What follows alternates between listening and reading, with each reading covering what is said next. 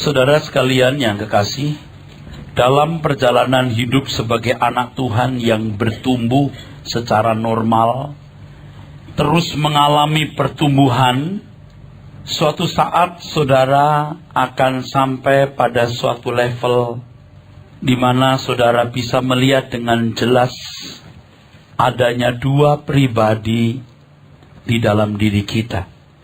Dua hasrat, kalau kata itu lebih tepat. Dua keinginan, yaitu manusia lama yang harus ditanggalkan dan pribadi anak Allah yang harus berkuasa dan mendominasi hidup kita. Kalau saya pinjam kata pribadi memang tidak tepat, saudaraku, atau kurang tepat. Tetapi untuk menegaskan adanya dua keinginan, dua spirit, dua hasrat, dua gairah yang mau berkuasa dan mendominasi diri kita. Manusia lama dan manusia baru. Manusia daging yang menguasai, dan manusia roh yang menguasai. Masa transisi ini penting, saudaraku, dan sekaligus genting. Sebab ini merupakan titik balik di mana seseorang menjadi keluarga kerajaan, menjadi anggota keluarga Allah.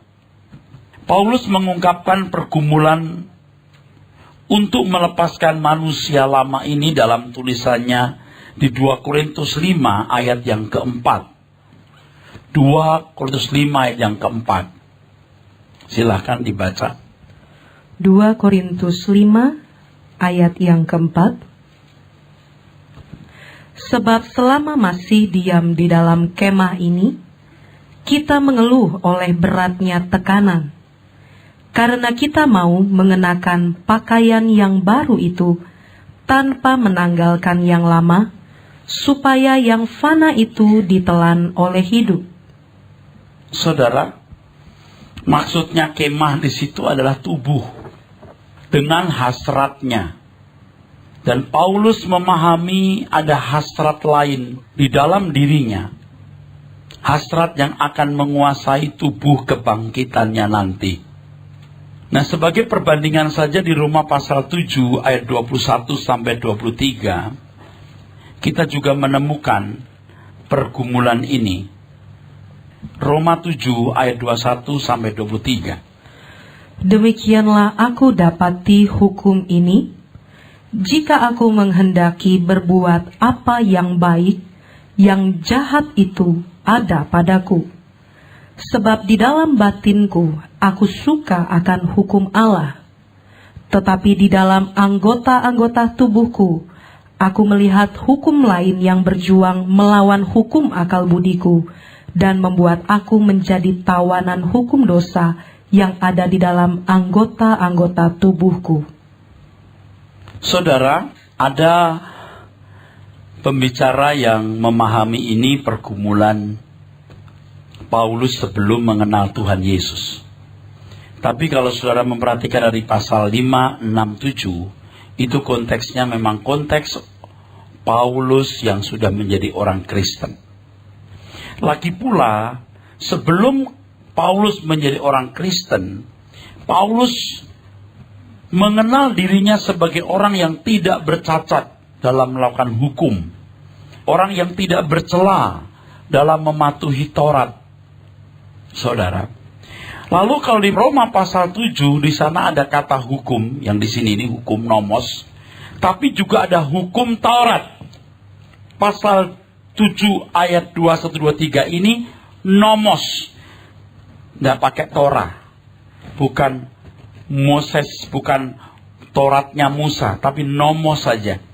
Dan kalau saudara membaca atau melihat dictionary, kata nomos itu bukannya berarti hukum dalam arti Taurat yang ditulis oleh Musa, tapi nomos juga bisa berarti rule, ya, hukum dalam pengertian kodrat, prinsipal, bukan prinsipal kepala sekolah ini ya. Ini prinsipal yang artinya kodrat, prinsip, norma. Jadi dia punya norma di dalam batinnya. Tapi norma dalam batinnya bertarung dengan dagingnya, saudaraku. Nah, sebagai anak-anak Tuhan yang mau berjuang terus, ya, kita harus bersedia menanggalkan manusia lama itu. Tadi saya katakan ini masa transisi yang penting, saudara, dan genting. Efesus 4 ayat 22. Efesus 4 ayat yang ke-22, yaitu bahwa kamu berhubung dengan kehidupan kamu yang dahulu, harus menanggalkan manusia lama yang menemui kebinasaannya oleh nafsunya yang menyesatkan. Manusia lama berhubung dengan kehidupan kamu yang dulu. Udah putus? Tidak. Sebab keinginan-keinginan, hasrat-hasrat, gairah-gairah yang sudah melekat di dalam jiwa dan daging kita itu tidak otomatis lenyap. Itu yang harus ditanggalkan. Kalau saudara membaca ayat sebelumnya dikatakan, jangan hidup lagi seperti orang-orang yang tidak mengenal Allah. Dulu kami juga termasuk itu. Padahal Paulus dulu bukan orang kafir, ya, orang beragama. Mengerti saudara? Tapi dia menyadari tidak mengenal Allah dengan benar. Kami juga tergolong termasuk orang-orang yang tidak mengenal Allah. Jangan hidup lagi seperti dulu. Seperti orang-orang yang tidak mengenal Allah. Kami juga termasuk itu. Padahal Paulus bukan orang kafir, saudara. Tapi orang yang tidak memiliki norma, prinsip, rule yang Tuhan kehendaki untuk dimiliki oleh anggota keluarga Allah. Pergumulan ini hanya dialami oleh orang yang sungguh-sungguh haus dan lapar akan kebenaran. Jika tidak memiliki kesungguhan untuk hidup dalam kebenaran, maka seseorang tidak pernah mengenali dirinya dengan benar. Antara kehendak manusia lama dengan kehendak rohnya campur aduk, sehingga tidak pernah mengalami masa transisi. Dia tidak pernah melihat dua gairah di dalam dirinya itu yang saling bertentangan. Yang tadi saya pinjam kata dua pribadi itu, dia tidak melihat. Campur aduk. Aku adalah aku. Nah, saudaraku sekalian, tentu orang-orang seperti ini tidak pernah menanggalkan manusia lamanya, sehingga ia tidak pernah terbilang sebagai anak Tuhan yang lahir baru. Nah, saudara perlu paham bahwa pada dasarnya kelahiran baru ditandai dengan kehidupan yang baru dalam Tuhan. Yaitu ketika manusia lama ditanggalkan dan mengenakan manusia baru yang hidup dalam tuntunan rohnya. Bukan Roh Kudus. Roh Kudus menuntun kita kepada segala kebenaran. Tetapi roh manusia itu harus dilahirkan, didewasakan. Sebab pada dasarnya roh manusia memiliki, atau tepatnya bisa memiliki karakter Allah Bapa. Sebab dia Bapa segala roh. Dengan demikian saudaraku sekalian, perjalanan hidup di dunia ini adalah perjalanan untuk melahirkan rohnya menjadi dewasa atau berpikir dan berperasaan seperti Kristus. Dan ini pergumulan penyangkalan diri yang luar biasa hebatnya, saudara. Ya, kalau ini jendela jiwa, kita harus mengakui bahwa yang mendominasi diri kita itu kan di sini, saudara. Apa yang masuk lewat mata dan telinga itu mewarnai jiwa kita. Di sini ada pikiran, perasaan, kehendak. Ada wadah-wadahnya, saudara. Ketika sperma ketemu sel telur, ovum, ya, lalu menjadi sigot. Kecil sekali, saudara. Sebulan, 2 bulan, 3 bulan, setahun, 2 tahun, jadi bayi. Oke? Dagingnya ada kan? Betul? Rohnya ada? Ada. Jiwanya belum lengkap. Maka tidak punya rasa malu, tidak bisa menganalisa.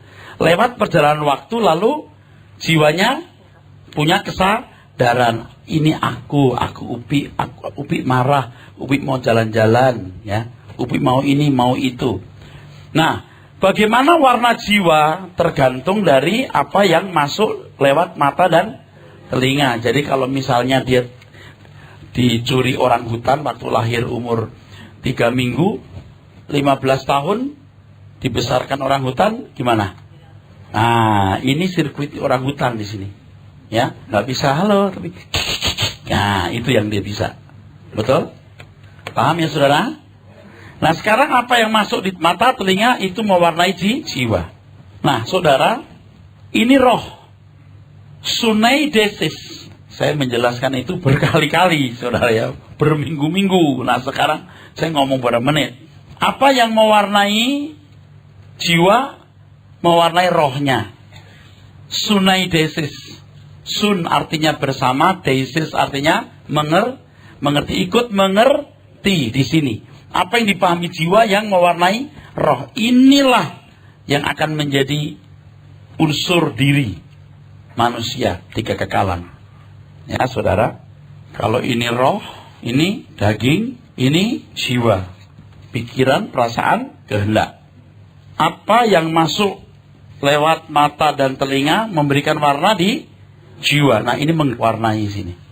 Roh Kudus menuntun kita kepada segala kebenaran, pasti Roh Kudus menuntun jiwa kita untuk mengerti kebenaran. Nah, orang dilahirkan baru itu apabila yang didengar ini firman yang murni. Sampai kesadarannya penuh.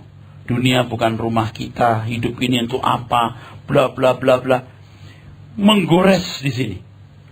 Begitu menggoresnya, sampai akhirnya saudaraku, nuraninya begitu kuat di sini. Menguasai seluruh hidup. Makanya betapa pentingnya mengisi jiwa dengan kebenaran. Kalau sudah tergores di dalam jiwa, wah, tidak bisa diubah. Kalau dari kecil diajar begini, ini contoh ya. Contoh nih, makan ini haram. Satu jenis makanan tertentu. Makan makanan ini haram. Haram. 30-40 tahun, dia terus mendengar itu. Lihat barang itu muak. Bahkan piring dan perkakas yang pernah dipakai untuk makan itu, nyaris dia nggak mau pakai. Harus menggores di dalam rohnya. Nah, kebenaran itu harus sampai membuat orang tergores dalam satu kesadaran penuh. Aku diciptakan oleh Allah. Dia menciptakan aku untuk kemuliaannya dan lain sebagainya. Menggores dalam. Nah, itu baru orang lahir baru, saudara. Ini nanti akan saya teguhkan lagi dengan penjelasan berikut ya, saudaraku. Orang-orang Kristen yang masih hidup dengan mengenakan manusia lama, bukan berarti jahat. Bukan berarti jahat, saudara. Ya, Anda jangan salah. Bukan berarti lalu dia jahat, terus kelakuannya seperti orang yang tidak bermoral. Oh, bukan begitu. Bukan begitu. Mereka bisa menjadi orang-orang Kristen yang baik, bahkan sangat baik. Tapi manusia lama, dia tidak pernah dilahirkan oleh roh. Jadi tidak heran kalau di antara mereka pun pantas menjadi aktivis, bahkan pendeta. Pantas menjadi pendeta di mata manusia. Sebab di antara mereka itu orang-orang Kristen yang bisa dipandang rohani. Tetapi sejatinya mereka belum memiliki pikiran dan perasaan Allah. Mereka belum mengerti itu pikiran perasaan Allah. Mereka bisa menjadi orang-orang yang unggul di antara sesamanya dan bisa sulit menemukan celahnya. Tetapi mereka bukan manusia unggul di mata Allah yang pantas menjadi anggota keluarga kerajaan atau anggota keluarga Allah. Mereka bisa menjadi manusia-manusia unggul di antara sesamanya. Betul. Bisa sulit ditemukan celahnya. Tapi mereka bukan atau belum menjadi manusia unggul di mata Allah. Tapi maaf ya, orang Kristen yang rohani, Kristen yang dewasa, tetap akan bisa membaca. Orang Kristen rohani tidak bisa dibaca oleh orang Kristen yang duniawi. Tapi orang Kristen yang rohani bisa membaca orang Kristen yang duniawi. Kadang-kadang justru orang-orang seperti ini yang malah sukar dilahirkan baru menjadi anggota keluarga Allah.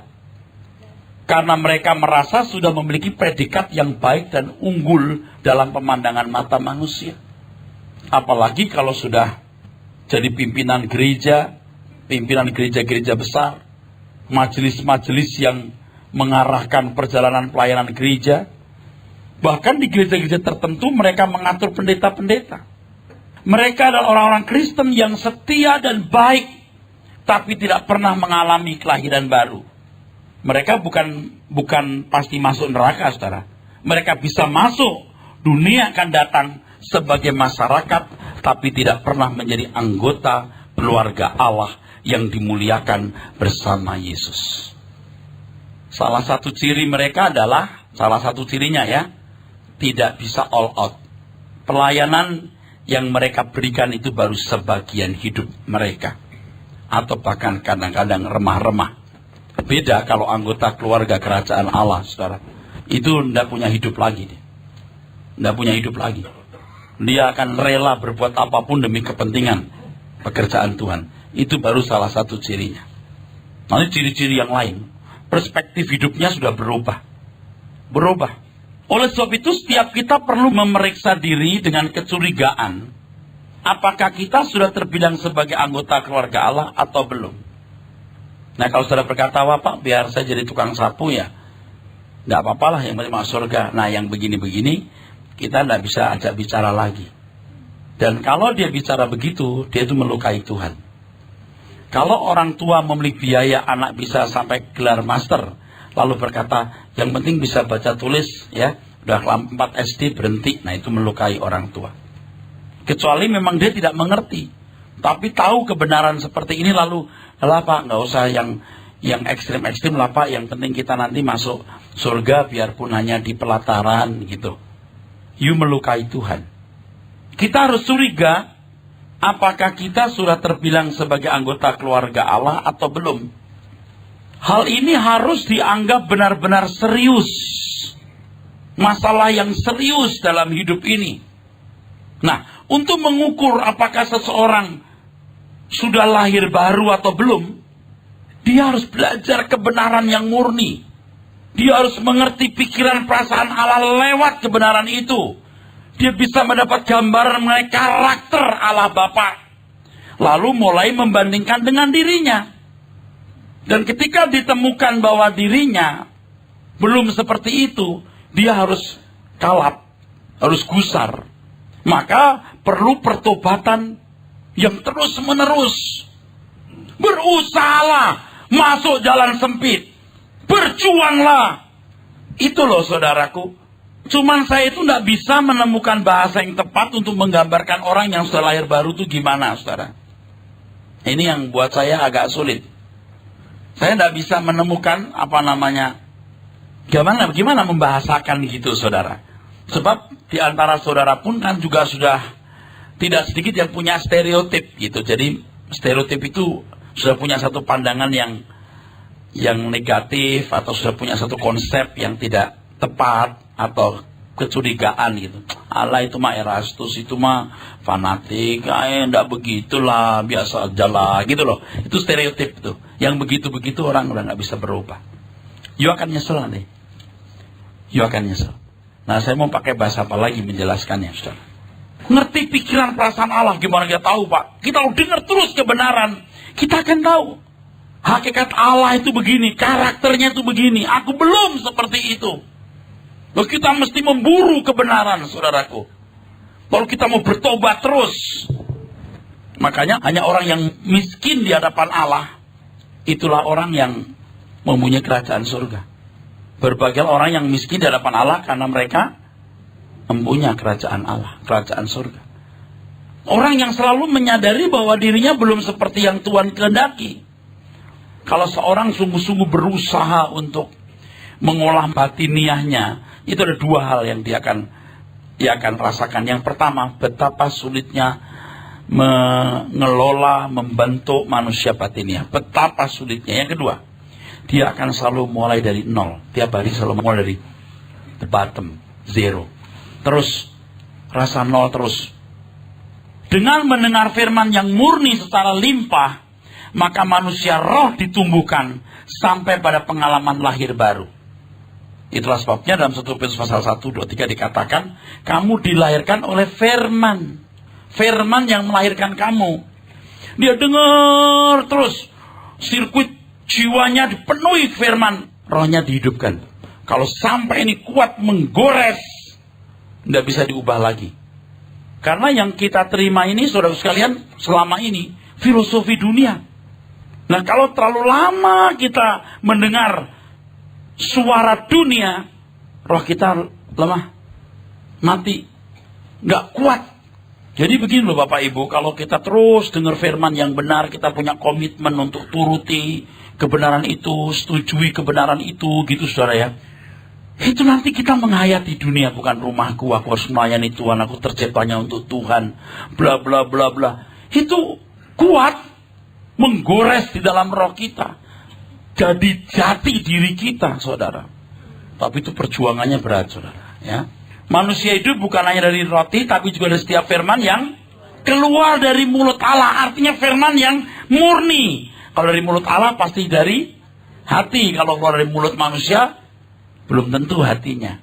Jadi harus kebenaran yang murni maksudnya. Orang-orang Kristen yang tidak memahami karakter Allah tidak akan merasa gusar, apalagi kalap melihat dirinya. Ia akan merasa dirinya dalam zona baik. Statusnya sebagai orang Kristen yang pergi ke gereja, bahkan yang melayani pekerjaan gereja, cukup menenangkan dirinya sebagai verifikasi bahwa dirinya adalah anggota keluarga Allah. Dan jumlah orang seperti ini banyak sekali, bahkan sebagian besar yang ada dalam gereja. Kalau saudara tidak memahami kebenaran, Anda sulit diajak ngomong. Tapi saudara kiranya diberi Tuhan penerangan Roh Kudus, ya. Jangan begini, udah tahu saya. Belum. Lebih banyak suara dunia dalam pikiranmu. Yang tenang itu kalau aku punya rumah. Yang aman itu kalau depositoku sekian. Yang bahagia itu kalau aku terhormat. Gitu. Itu sudah melekat dalam jiwa kita. Itu sudah melekat. Coba jujur ya, rata-rata saudara itu kan hidup seakan-akan gak mati kan. Itu aja sudah jelas kok. Saya pernah mengkhotbahkan, semakin Anda mengerti kebenaran, Anda makin menghayati hidup ini singkat. Makin menyadari hidup ini singkat. Ya, nggak usah anak muda deh, orang tua deh. Udah umur berapa, 60 mau 70, dia nggak sadar dia akan mati. Seakan-akan jalan ini nggak ada ujungnya. Apalagi anak muda, udah nggak kepikir jalan ada ujungnya. Seakan-akan nggak ada ujungnya jalan ini. Tapi kalau saudara semakin mengerti kebenaran, Anda itu makin bisa gusar gitu. Tenggat waktu hidup kita itu tinggal sekian tahun. Aku bisa mencapai nggak target yang Allah kehendaki? Jadi galau, saudara. Dia akan berjuang terus. Sementara dia juga punya daging yang juga mendesak untuk dipuaskan. Wah, berat itu. Berat. Itu berat. Tapi nggak ada kok. Barang bagus harga murah itu nggak ada. Tak kasih murah. Nggak ada. Barang bagus itu harga mahal yang harus diperjuangkan. Nah, kalau seorang pembicara belum lahir baru, perhatikan sininya. Maka orientasi pembicaraannya adalah berkat jasmani, mujizat dan karunia roh. Dan yang paling baik berbicara mengenai moralitas umum atau pengembangan kepribadian. Itu yang paling baik. Tapi tetap belum lahir baru. Jemaat yang menerima khotbahnya bisa menjadi orang baik. Setia ke gereja, pekerjaan misi, nyumbang, tapi tidak pernah lahir baru. Kalau Anda punya uang 1 miliar, nyumbang 100 juta itu kecil. 2 juta pun juga masih tidak masalah, orang masih akan bisa dapat masukan lagi, income lagi. Apalagi yang uangnya 10 miliar, dia nyumbang 5 juta, itu kecil, itu mah nggak mengherankan. Tapi kalau orang sekarang, jangankan 100 juta, 10 juta aja ngitung. Baru uangnya miliaran. Yang begitu saya pastikan gak lahir baru. Apapun alasannya. Wah, tapi gak disuruh Tuhan, Pak. Ya, kalau gak disuruh Tuhan, ya gak salah. Tapi saya bisa membaca, emang lu masih cinta dunia. Akar segala kejahatan adalah cinta uang. Tapi gak bisa, Pak. Ini nyarinya susah. Nah, makanya Anda kan belum sampai level itu. Susah diajak ngomong. Ya, nanti dibuktikan waktu kita mati bareng. Ketika Anda lihat kekekalan baru, salah saya. Itu nanti. Sekarang biar si pengkhotbah pakai bebusa-busa mulutnya sampai banting mimbar, juga akan sadar. Karena jiwanya udah dipengaruhi oleh dunia. Jemaat tidak diarahkan kepada memahami pikiran, perasaan atau karakter Kristus. Yang diajarkan kasih kolektor, nanti akan bertambah banyak, perpuluhan. Itu pun masih dipakai embel-embel. Tuhan melipat gandakan berkatnya. Tuh udah. Itu semua itu ya penipuan, saudara. Tapi di gereja ini saya mau mengajarkan, dan saya mau khotbahkan, ini belum nih, bahwa persembahan Anda dari hati yang bengkok haram. Jangan kasih uang. Kalau ibu yang baik, anaknya tidak benar kasih uang, ibu bilang, nak ambil. Kamu benar hidup, benar, mama terima uangnya. Tapi ibu yang nggak baik, yang matre, lu mau nyolong, lu main judi, lu mau hidup nggak benar, nggak apa, duit untuk mama. Saya nggak mau. Saya mau bawa you ke surga. Bukan duitmu yang saya minta. Hatimu mesti benar. Hatimu mesti lurus. Sebagai pelayan Tuhan kita harus berjuang mati-matian untuk pekerjaannya. Jadi kalau cuma kasih duit itu gampang. Aktif di gereja itu masih gampang, saudara. Masih gampang, saudara. Tapi bagaimana kalau saudara merubah pola berpikir saudara untuk mengerti pikiran perasaan Allah atau harga karakter Bapa. Dan kita contoh itu. Nah kalau firman yang murni, manusia hidup bukan hanya dari roti ini. Ini roti. Tapi setiap firman untuk di sini. Supaya dia tumbuh, hidup, jadi anak-anak Allah lalu mendominasi, menguasai seluruh kehidupan. Bukan daging yang menguasai, roh yang menguasai. Kan kenyataannya apa yang menguasai kita itu banyak dari mata dan telinga. Kita dibesarkan dalam lingkungan seperti itu. Begitu besar lihat orang terhormat enak ya, kan gitu. Halo, punya rumah enak ya, punya mobil enak ya, duit banyak enak ya, gitu loh.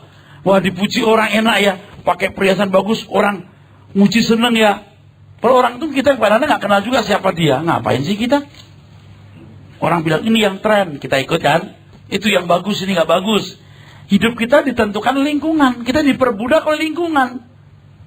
Lalu kita petenteng dengan penampilan kita, lalu kita puas karena orang memandang kita begitu. Orang yang menilai kita mungkin nggak tahu siapa dia. Saya mengatakan ini bukan berarti lalu Anda boleh pakai baju sembarangan, enggak. Bukan itu maksud saya. Tapi jangan sampai standar hidupmu ditentukan lingkunganmu. Enggak usah. Saudaraku sekalian, kalau sampai jemaat tidak diarahkan kepada memahami pikiran perasaan Kristus atau karakter Allah sebagai cermin kehidupan, biasanya cermin kehidupan mereka adalah hukum moral.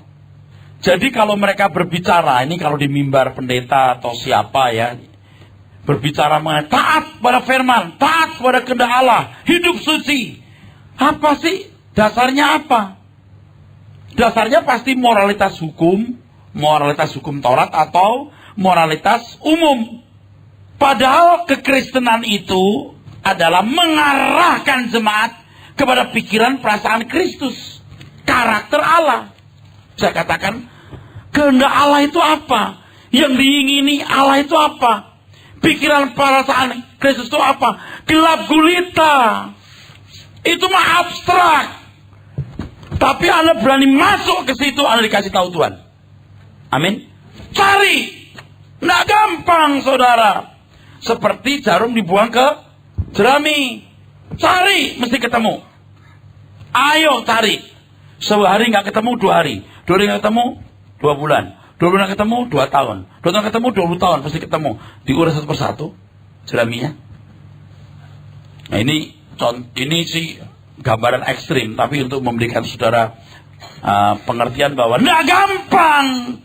Kemari kita taati firman Tuhan. Yang mana? Mari kita menuruti perintah-perintah Tuhan. Perintah yang mana? Pasti otaknya itu dekalog. Kalau dekalog itu orang Israel, bro. Hukum-hukum itu bangsa Yahudi. Kalau you Tuhan, the Lord is our law. Tuhan adalah hukum kita. Tapi Anda tidak bisa melakukan hukum Tuhan kalau hukum moral umum saja Anda nggak belajar melakukan. Di dunia ini kan orang punya filosofi. Tidak boleh membunuh makhluk hidup. Betul nggak? Ada yang begitu kan?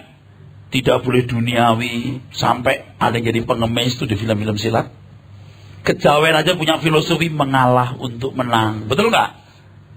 Harus jujur dalam segala hal. Membela yang lemah. Menegakkan keadilan. Itu hukum-hukum yang dikenal agama-agama dan filsafat-filsafat. Dan kalau mereka konsisten melakukannya dan konsekuen, jadi orang-orang unggul loh. Orang-orang yang baik.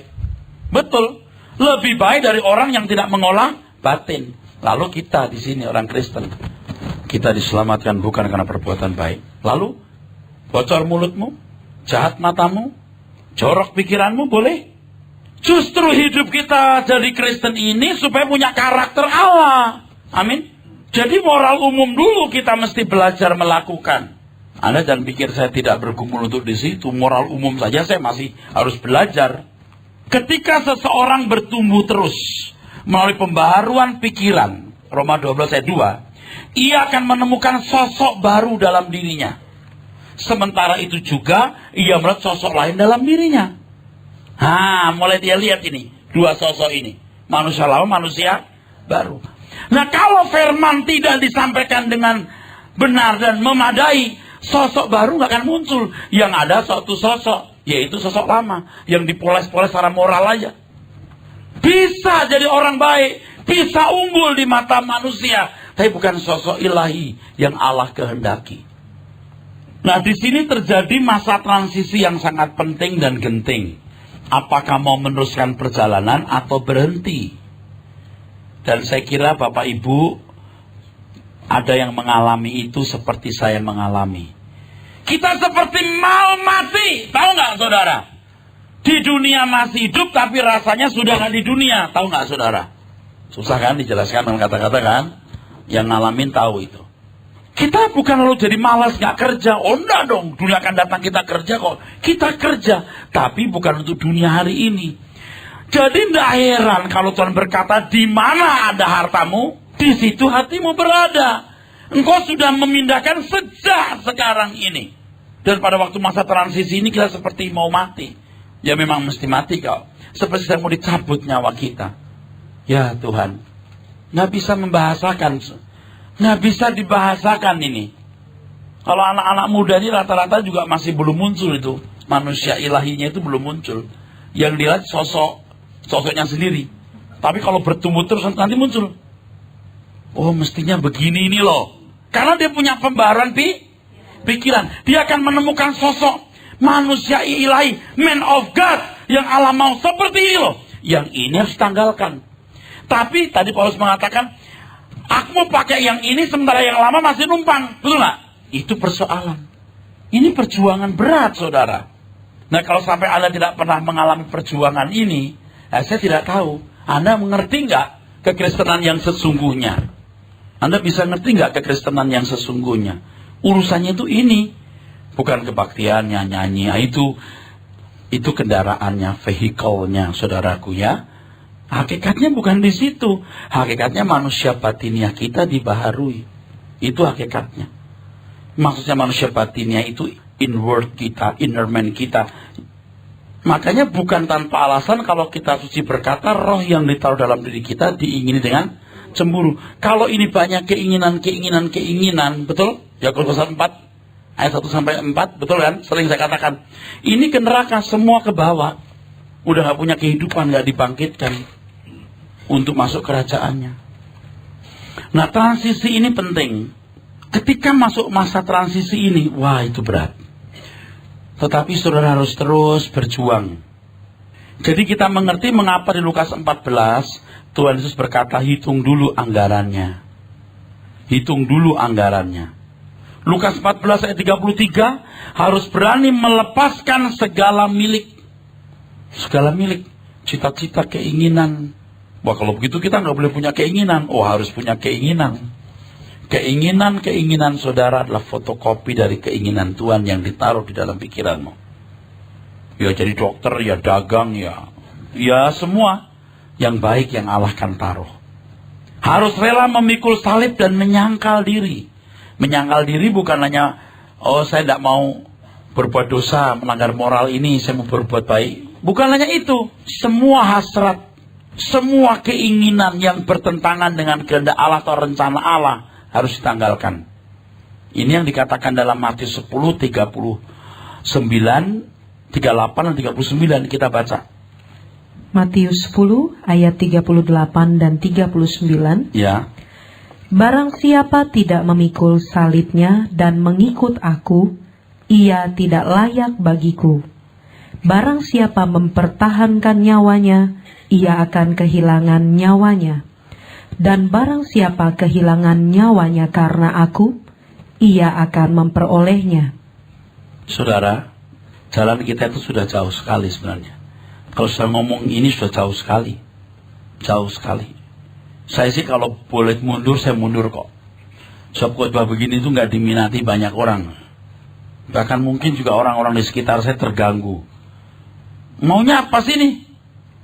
Eras ini maunya apa sih? Gitu. Ini maunya Tuhan begitu.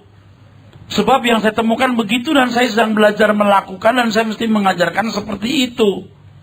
Saya juga ingin hidup enak-enak secara daging itu juga mau hidup wajar-wajar aja dan nggak usah yang aneh-aneh gitu. Tapi kalau ikut Tuhan Yesus itu begini.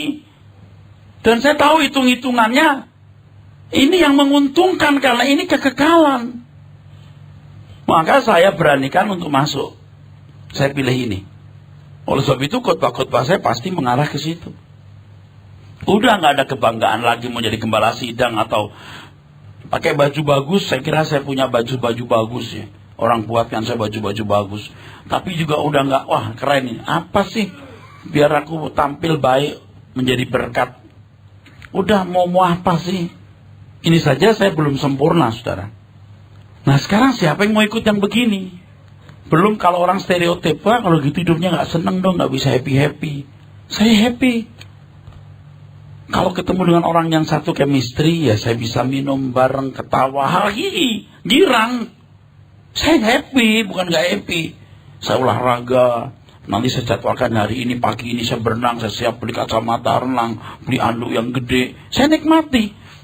Duduk di pinggir kolam renang, bawa buku, baca, ketiduran. Saya happy. Nanti libur, tanya, itu saya mau kemana? Mau jalan-jalan kemana? Happy. Wajar juga, bukan gak wajar. Jangan dipikir gak wajar. Sebab di dunia akan datang itu begitu juga. Ya kita bersama-sama, ya makan bareng, ya punya rumah, ya ada kolam renang. Loh kok gitu Pak? Ya ikutin terus. Seminar saya Sunday Bible Teaching udah berapa bulan. Ya saya nggak bisa jelasin dalam 5 menit. Mosok Pak gitu ya. Dengerin CD khotbahnya nanti. Semua make sense. Semua logik. Di mana logiknya Pak? Dengerin dulu. Itu berhari-hari itu. Saya persiapkan itu. Dan firman Tuhan mengatakan itu luar biasa. Jadi kalau saya mati nanti itu bukan masuk kelam kabut, kegelapan yang menyimpan berjuta misteri yang saya jadi bingung. Saya tahu saya akan masuk dunia akan datang yang lebih baik dari dunia hari ini. Aku akan punya tubuh yang tubuh sama seperti ini, tapi dengan nggak bisa mati. Aku akan makan lagi dengan enak. Aku akan bertemu dengan orang yang saya kasih. Saya akan punya DNA baru yang baik. Maka DNA aku ini harus kubangun. Ini harus kubangun. Nanti kita punya nama baru. Itu hasil akhir dari yang kita bangun saat kita di dunia. Menurut penemuan kan, pergaulan itu bisa merubah DNA. Misalnya orang tuanya tukang pukul, berantem adik anaknya pasti juga tukang berantem. Tapi pergaulan yang baik, lingkungan yang baik merubah DNA. Makanya di dunia ini saya mau membangun DNA. DNA-nya Tuhan Yesus. Firman-Nya itu loh. Karakteristik Tuhan Yesus masuk di dalam roh saya ini. Nah kalau sekarang saya diri saya juga cemas. Orang saya masih temperamen kadang-kadang. Atau sering-sering. Ya Tuhan kok masih begini aku. Susah dong. Waktuku tinggal berapa tahun Tuhan. Jangan sampai saya mati belum mencapai target. Dengan kesediaan meninggalkan manusia lama, seseorang akan menjadi manusia lain. Manusia lain di sini bukan manusia aneh. Ia tetap memiliki nilai-nilai kemanusiaan atau humanitas. Tetapi orientasi berpikirnya sudah ke dunia lain. Langit baru dan bumi yang baru. Ya memang kalau di pergaulan kita hampir gak ngomong itu. Karena orang tidak akan ngerti. Tapi kita akan pintar-pintar bawa diri. Kita jangan jadi manusia aneh. Kita harus berusaha kelihatannya sama pada dalamnya beda. Jangan kelihatannya beda dalamnya Sama. Justru sering, ini jujur ya, sering orang-orang Kristen yang berorientasi pada karunia roh secara tidak proporsional dan pada kelimpahan materi atau kemakmuran yang menggunakan kuasa Allah untuk meraihnya, menjadi orang-orang yang sukar dimengerti oleh lingkungannya, terutama dunia sekuler. Sebab orang-orang yang menekankan karunia roh yang tidak proporsional, saya percaya karunia roh kita butuh, tetapi harus proporsional, yang menekankan kelimpahan materi dengan menggunakan kuasa Allah untuk meraihnya, mereka menjadi orang-orang yang tidak logik. Coba dengarkan khotbahnya. Allah akan mengisi rekeningmu. Caranya gimana? Tapi itu orang-orang pinter di gereja, ya dokter, ya hakim, ya pengusaha, ya akademisi. Amin loh. Gila gak saudara? Allah akan mengisi rekeningmu. Kok tiba-tiba loh, kemarin 3 juta sekarang 3 miliar. Wah, Tuhan mengisi rekening saya. Tidak mungkin yang begitu. Mereka orang-orang yang tidak logik, orang-orang mistis, semacam praktek perdukunan secara modern dan eksekutif di tengah-tengah peradaban kota. Ini merusak, saudaraku. Aduh, rusak bener deh. Mereka tidak sadar sedang digiring kepada kebodohan yang akhirnya membuat mereka tidak akan mampu mendengar kebenaran. Wah, saudara, banyak di antara mereka orang-orang yang berpendidikan tinggi, yang memiliki posisi yang baik di masyarakat. Tapi karena yang ngomong pendeta, tidak berani berkata salah. Bahkan kalau bisa dekat dengan pendeta-pendeta hebat ini senang. Itu prestis. Harga diri itu. Udah nggak logik lagi. Nggak berani menjamah. Apalagi kalau pendeta sudah bilang dapat visi dari Tuhan. Ini suara Tuhan loh. Waduh, udah. Ya om, udah. Ini jadi manusia aneh loh malah. Anda bisa ngerti? Yang aneh itu yang begini. Justru Anda dan saya tidak boleh aneh. Di tengah-tengah masalah kita kerja keras, cari uang, lihat segala peluang dan kemungkinan untuk bisa mendapatkan nafkah. Normal saja. Bergaul di tengah-tengah masyarakat baik. Kalau kita udah keluar dari rumah ya, sampai anak-anak tukang bakso yang mangkal situ, normal aja. Kalau kita pulang malam berhenti sebentar ngomong, normal, bukan sikadara. Nggak paham. Jadi orang ini, jadi orang kudus gimana gitu. Justru kita jadi berkat di tengah-tengah masyarakat dan Tuhan berkata siapa yang tidak melawan kamu di pihak kamu. Buatlah orang tidak melawan Tuhan Yesus. Siapa tahu mereka dihakimi menurut perbuatan dan boleh masuk dunia akan datang. Selamatkan mereka dengan cara begitu. Tapi keselamatan yang sejati, yang dikembalikan kepada rancangan semula, itu hanya orang yang memiliki Roh Kudus yang mengerti Injil. Itu harus karakter dengan Bapa. Nah, kalau orang tidak pernah mendengar Injil, you mau Injil gimana caranya? Dari kecil dicekokin. Allah tidak mungkin punya anak. Coba gimana kira-kira percaya Yesus yang disebut sebagai anak Allah? Karena menurut mereka yang namanya anak itu, bejo kawin sama Tukiem, lalu lahirlah Parno. Kok Allah jadi manusia? Tidak mungkin. Ya udah, nggak mungkin. Jangankan mereka, Anda aja kalau suruh tanya, kamu ngerti nggak arti anak untuk Tuhan Yesus? Ngerti nggak Tritunggal itu apa? Anda belum tentu bisa jawab loh. Apalagi mereka. Anda bisa ngerti itu? Jangankan mereka, Anda aja nggak ngerti. Cuman karena Anda dari kecil Kristen, nggak Anda mau setia beragama Kristen, nggak mau pindah agama. Tapi Anda bukan warga keluarga Allah juga sebenarnya. Karena Anda tidak pakai pikiran perasaan Kristus. Saudara bisa mengerti ini? Wah, yang katanya VIP di hadapan Tuhan itu. VIP-nya Tuhan, gayanya beda, saudara. Justru aneh itu. Aneh. Dia menjauhi masyarakat karena dia pikir semua bakal masuk neraka semua itu. Jangankan mereka, kamu aja belum masuk surga kok. Yang udah mengusir setan demi nama Yesus, mengadakan banyak mujizat, belum tentu dikenal oleh Tuhan Yesus. Betul saudara? Jangan begitu. Kalau saya perhatikan orang-orang berbicara dari terang dunia, jadi garam dunia. Maksud jadi garam itu apa? Kalau begitu gereja gudang garam. Banyak garam. Jadi garam itu artinya dimanapun, kepada pembantu, rumah tangga, pegawai kita, driver kita, Lancarkan kehidupan Allah. You kan juga akan nanti di kerajaan Bapa itu Anda akan memerintah bersama Tuhan Yesus, menaungi manusia lain. Betul? Nah, mental itu dimiliki mulai sekarang. Mental itu dimiliki mulai sekarang. Jelas saudara sekalian ya? Nah, terus bertumbuh sampai Anda menemukan sosok ini ya. Ketika Anda menemukan sosok ini kan dibangun dari kecil. Anda ketemu dua sosok itu. Manusia rohani dan sosok ini. Nah, masa transisi itu mengerikan. Penting dan genting. Mau diteruskan tidak? Banyak orang, aduh berat nih. Terus, nggak ngomong mundur, tapi sikapnya mulai mundur. Ini sakit banget nih. Waktu Anda milih ini. Milih jadi anak Allah. Milih dunia bukan rumahku. Milih mengambil sepenuhnya bagi Tuhan. Seperti nyawa yang dicabut. Tapi kalau Anda sudah terlalu lama mendengar suara dunia dan segala kebanggaannya, ini tidak sanggup. Anda nggak sanggup. Itu yang saya sering gelisahkan. Anda nggak sanggup memilih jadi anak Allah. You hanya jadi orang Kristen yang baik-baik, tapi nggak pernah jadi anak Allah. Amin.